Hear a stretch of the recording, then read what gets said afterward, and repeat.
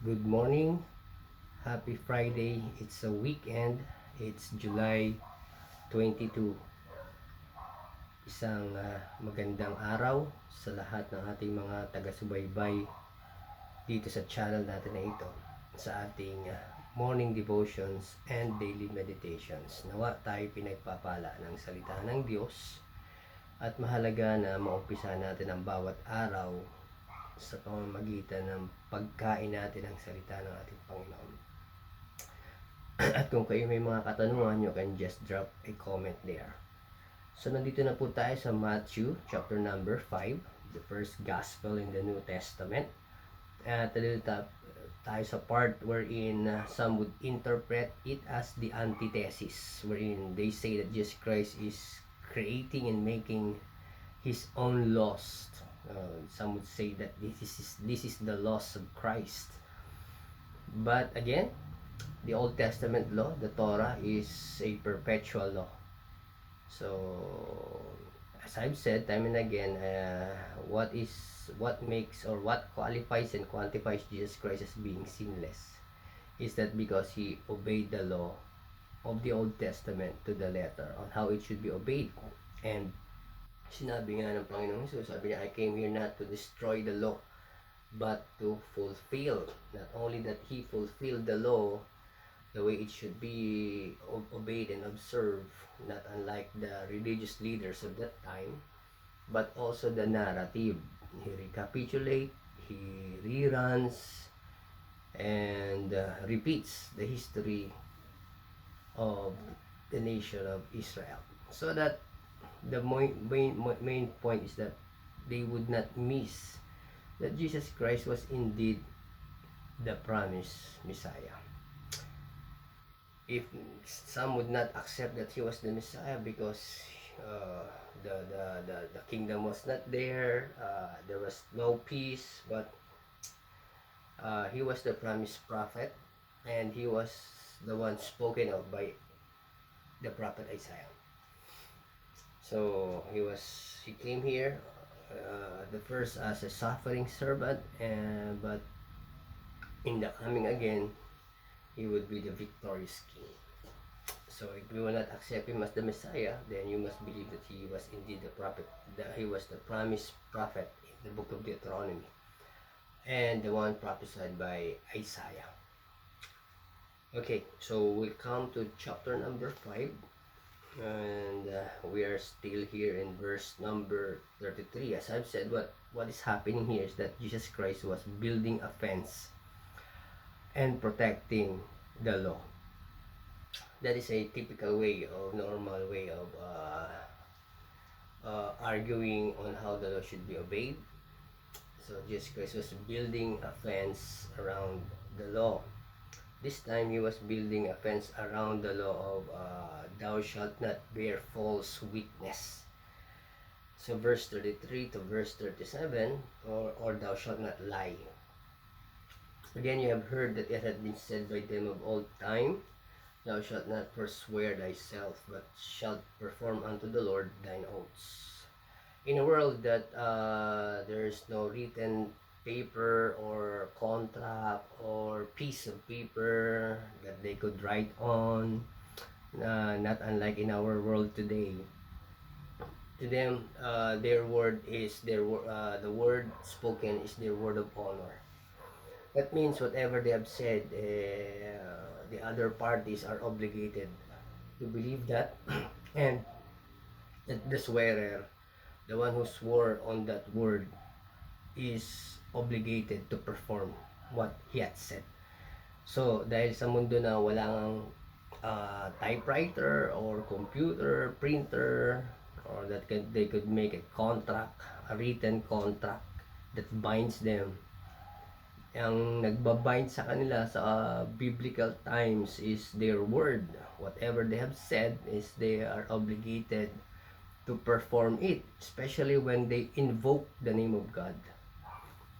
So in here, Jesus Christ is protecting the law of thou shalt not bear false witness, or thou shalt not lie. Whatever is your word is your honor. You must have your word of honor. You must perform the things that you have said. Again, you have heard that it has been said by them of old time. Chapter 5, verse 33 of Mathew. Thou shalt not forswear thyself, but shalt perform unto the Lord thine oaths. But I say unto you, so this is Jesus Christ, the law that you was protecting is thou shalt not bear false witness, or thou shalt not lie. And here's the protection that he's making. But I say unto you, swear not at all, neither by heaven, for it is God's throne, for nor by the earth, for it is his footstool, neither by Jerusalem, for it is the city of the great king. Neither shalt thou swear by thy head, because thou canst not make one hair white or black.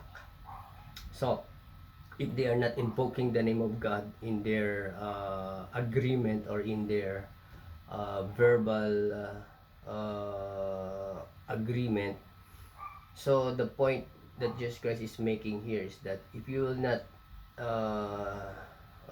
swear by the name of God, invoking his name, so if you're not doing that, then if you're swearing by heaven, or by God's throne, or by the earth, or swearing by, I swear because of Jerusalem, or I swear because of my hair in my head, then the point that Jesus Christ is making is that that person making that swearing or promise is bound to break that promise. Why?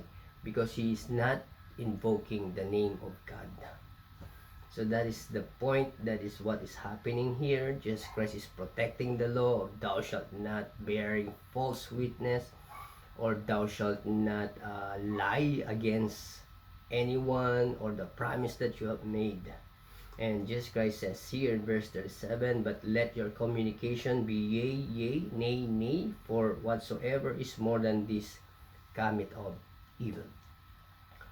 Okay, so contextually, sa panahon po natin ngayon, sabi nga sa isang kasabihan, promises are made to be broken. So, in a world that honesty is no longer a virtue, sabi nga, in some places, divorce is just an ordinary thing, na parang madali na para sa ibang tao ang gumawa ng pangako, at yung pangako na yun ay hindi naman tutuparin. So, sa atin, mga kaibigan, sa mga kapatid, sa mga mananampalataya ni Kristo, our word is our honor. We should have a word of honor. Kung ano yung ating sinasabi, ano yung ating pinangako.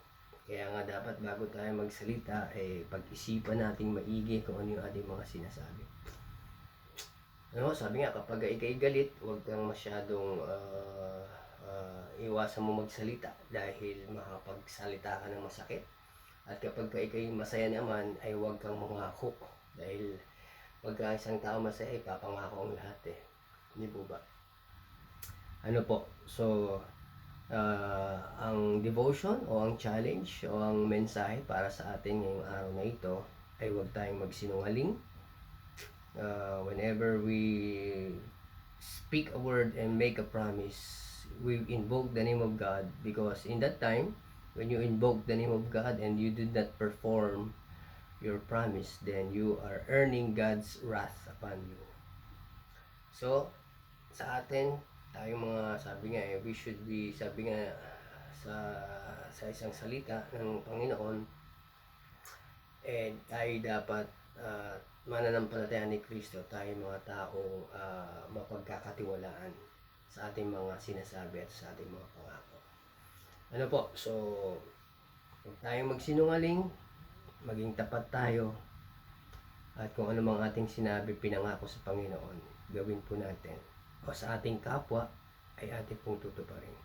Dahil po tayo mga tao dapat na tayong totoong tao, na hindi tayo dapat tayong pagkakatiwalaan sa lahat ng ating mga sinasabi. So, this is what is happening here. And Jesus Christ is protecting, building a fence around the law. Thou shalt not bear false witness, or thou shalt not lie. So marami pong salamat, at nawa tayo maging totoong tao. Huwag tayong mangako na hindi natin tutuparin. Maraming pong salamat.